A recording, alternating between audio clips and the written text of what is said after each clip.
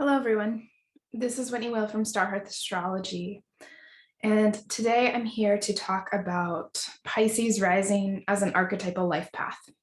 So, my archetypal life path series goes through each of the rising signs and looks at them in a more systemic way. There's an introduction video if you're interested, where I kind of go over all of the basics of this that you can find on my channel. So today we are going to be looking at Pisces rising, and I'm doing these videos kind of slowly as the sun moves through each of these signs. So, right, normally we think about the rising sign as speaking to the native's appearance and a lot of stuff about their kind of the basic form of their identity. But I think it's important to reflect on, when we use a whole sign house system, how that affects things systemically. So, right? So to say that someone has Scorpio in the ninth house would be the same thing to say as saying that they are a Pisces rising, right? Because with a whole sign house system, no other rising sign will have Scorpio in the ninth. So there's something indelible. And I think in the perfectly balanced system of astrology, right, in theory, perfectly balanced, but of course, with individuals not perfectly balanced because we all have different planetary interactions, planetary focuses going on, that skew our stories in different directions. But this is the basic life path organization of a Pisces rising. So we'll begin with Pisces in the first house. And the first house is a place of our identity, and as I've come to understand it, really the sense of our self concept, right? What we think our role is in the world in a basic level. And that, doesn't necessarily have anything to do with what we think our purpose is, like our sun, or our needs for connection and our awareness of those needs and how we become a participant in our lives, like the moon. It's at a much more superficial level. And I don't mean superficial in a fake way, but superficial in terms of an immediate way. So our rising sign, I think, describes how we approach new experiences, when we enter a group of people, the role that we take on, the kind of archetype we try to inhabit, for better or worse. And the ruler of our rising sign is going to kind of speak to, for better or worse, are we going to inhabit our rising sign in a more conventional way or a more unconventional way, based on the location of the planet that rules the ascendant. So with Pisces rising, we have Pisces ruled traditionally by Jupiter. Neptune is the modern ruler. But in my practice, I use Jupiter as the ruler of Pisces. And when we're dealing with Jupiter signs, we're looking at a quality of approaching the world through an attitude of synthesis.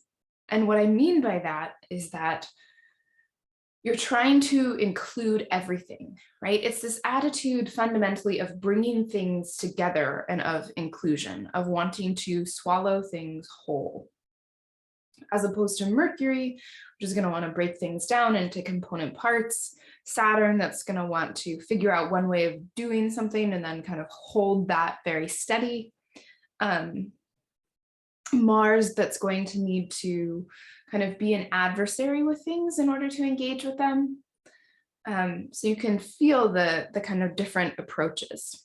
So Pisces, I've never met a Pisces that wasn't involved in creativity in some way.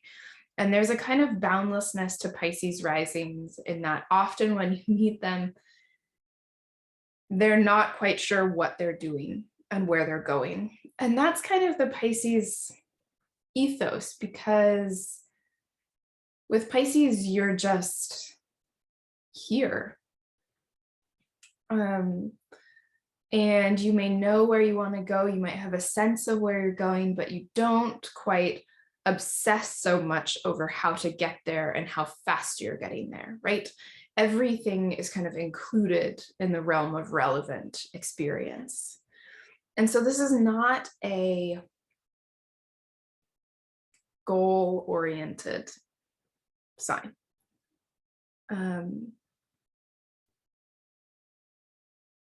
It is a sign of perception, a sign of learning things through absorption, right? Through slowly absorbing them, right? The way that I'm thinking of trees way, way far away from the ocean.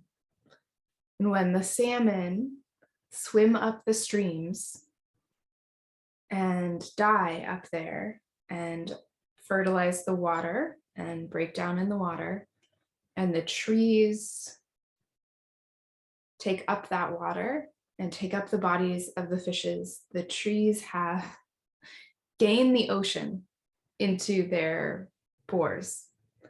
And I don't exactly understand all of the science of it.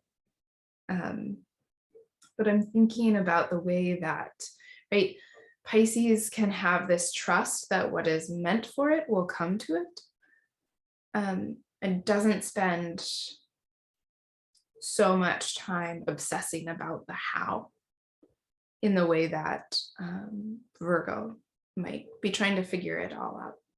Pisces is kind of feeling it all out. And that can look a little bit dreamy, a little bit lost, right? Pisces has the archetype of the mystic, right? Which I think, there's the head in the clouds and the heart with God. And there's a kind of ambivalence about being here on the earth, right? Pisces is also the sign of holy longing, right? It has the remembrance of the past inside of it, but not just the personal past, maybe the collective history. And sometimes there's a tremendous amount of grief, right? Pisces rising can be this kind of sponge that soaks things up. And so boundaries can be difficult for Pisces risings, personal boundaries.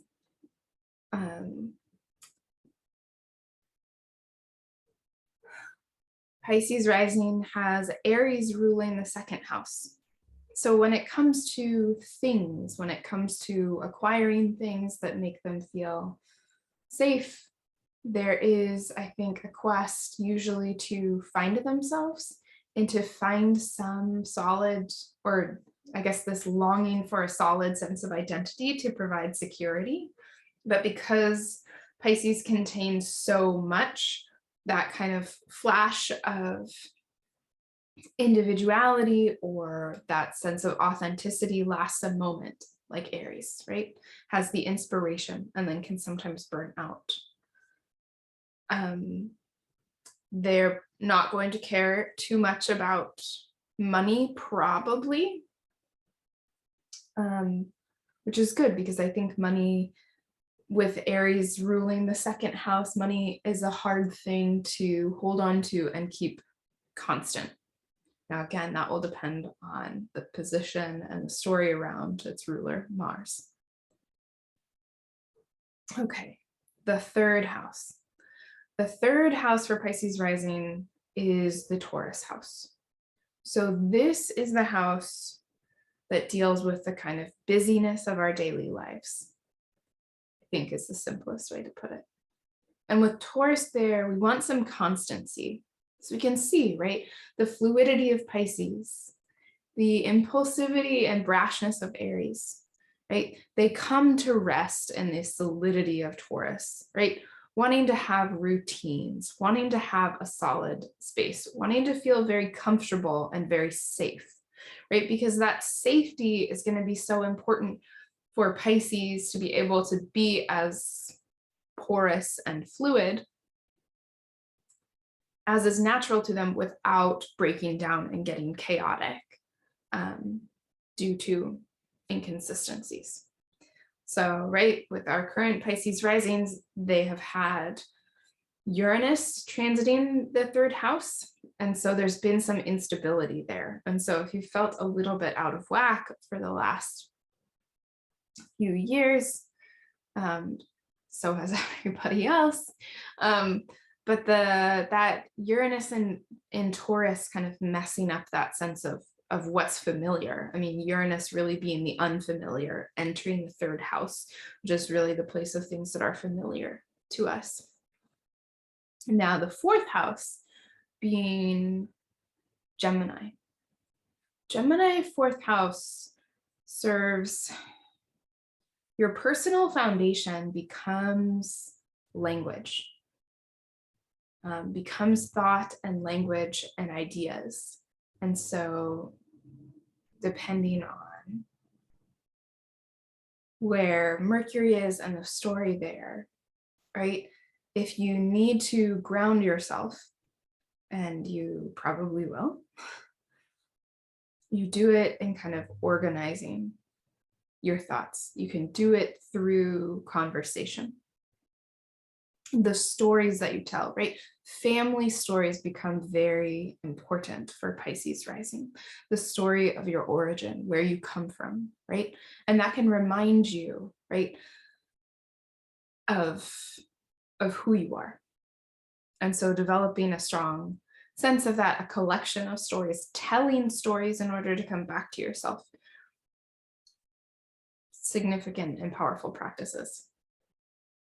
Now, the fifth house is ruled by Cancer. And this is a beautiful placement because the fifth house is the place of joy, the place of creativity, the place of children. And Cancer is the sign of the mother-child dyad, of learning together as a unit. There's a tremendous amount of joy here. This house is ruled by the moon, so you look to the moon to see if that's going to be easier or harder, if it's going to manifest in obvious ways or in trickier ways. And so that can also make it difficult with the moon ruling the fifth house to set big goals for kind of long-term creative projects, because the moon is the fastest moving body in the sky. And so that is, it's going to, for a few days be really interested in one thing and then maybe shift. And so, right, the creative process is going to have to be very fluid with Pisces in the fifth. Leo in the sixth. So the sixth house, we condescend towards things in the sixth house. We look down on things in the sixth house. And so there can be all this sense of, oh, the self-importance of Leo. We kind of poo-poo it because it doesn't quite have it doesn't put the divine, whether that's our connection with nature or our meditative practice or our connection with God, it doesn't quite make that the primary thing in the way that Pisces and Virgo do. And so, right, we can experience feelings of guilt and shame about inhabiting Leo, about fully coming into ourselves and our sense of ourselves. With Leo placements there, you can kind of see it as, sometimes in the sixth house, it's things that are beneath us. And so that can be, right, looking down on ourselves, experiencing some kind of guilt and shame when we center ourselves, because, right, Pisces wants to include everyone. And Leo with the sun there wants to shine. And so you can, I've seen a few Pisces risings with Leo suns. And I love that. I love the combination of those two, because I think that Pisces brings out the silliness in Leo, and Leo can kind of help gather in Pisces and kind of gather it around a central idea. So I think they're very helpful to each other, but they also are, right? Anything in a quincunx relationship with that it's going to be exhausting to hold that tension all the time. And that's part of the reason why the 6th house is one of the unlucky houses, because it's always going to be in a quincunx relationship to the 1st house. So now the 7th, we end up with the opposite sign from Pisces, the sign of Virgo. And in the 7th, we enter a hall of mirrors. It becomes confusing. What is ours? What is somebody else's? How do we relate to it? Is that our projection? Is that what somebody else brings out in us? It becomes complicated. And when we have, will always be the opposite sign. And so that can mean when Pisces is feeling very chaotic, maybe they attract more Virgoan types to try and save them and organize them. When Pisces encounter someone that they are moved to try and help, they may step into those more Virgo traits, right? They may kind of ignore themselves in their own inner realm and try and step into the healer or the micromanager or the fixer in these more Virgoan roles. Libra in the 8th.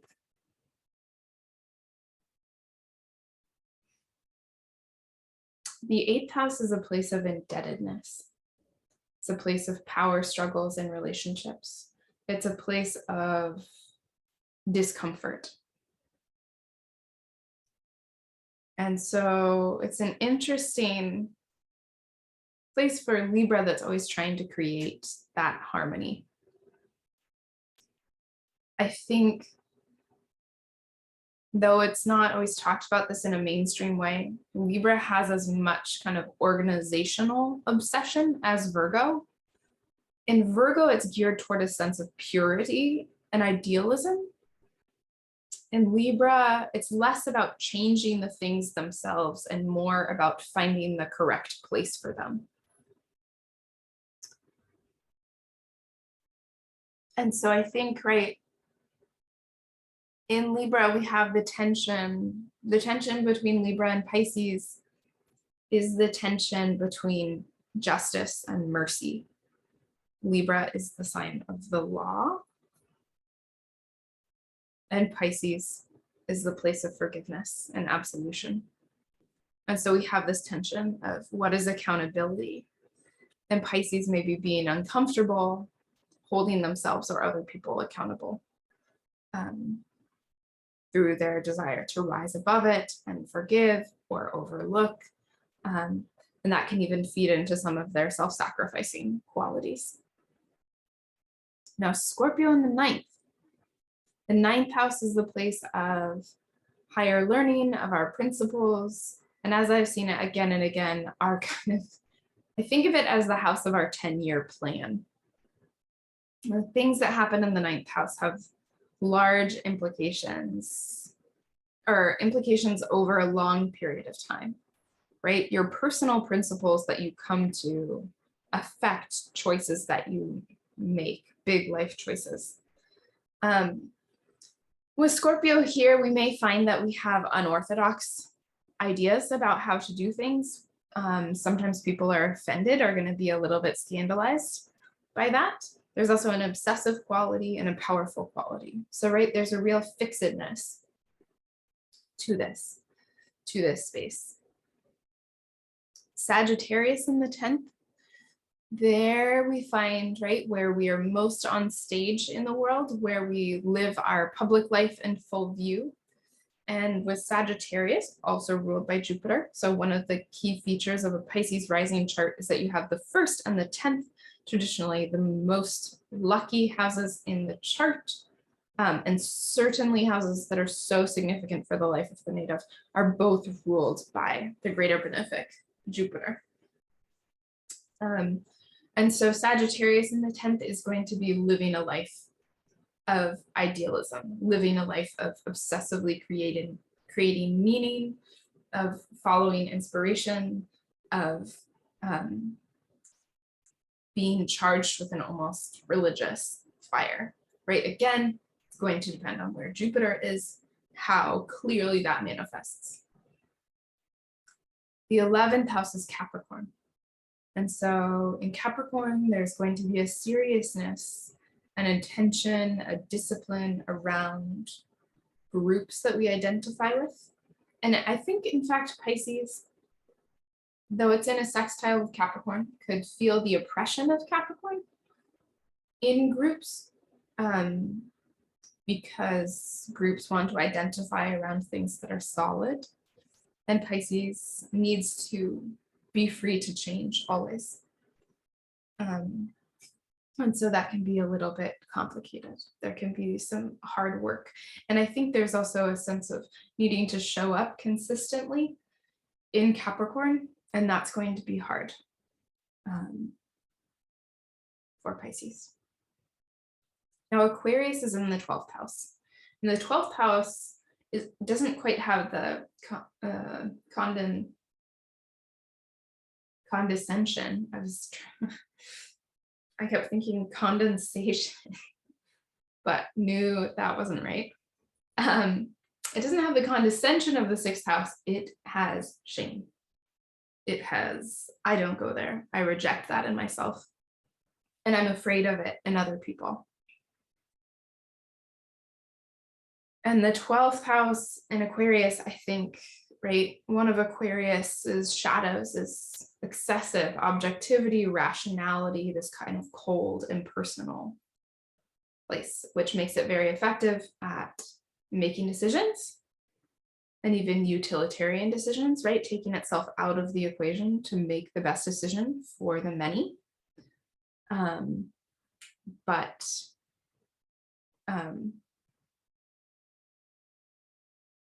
But it can be cold and it can be impersonal, and it doesn't, right?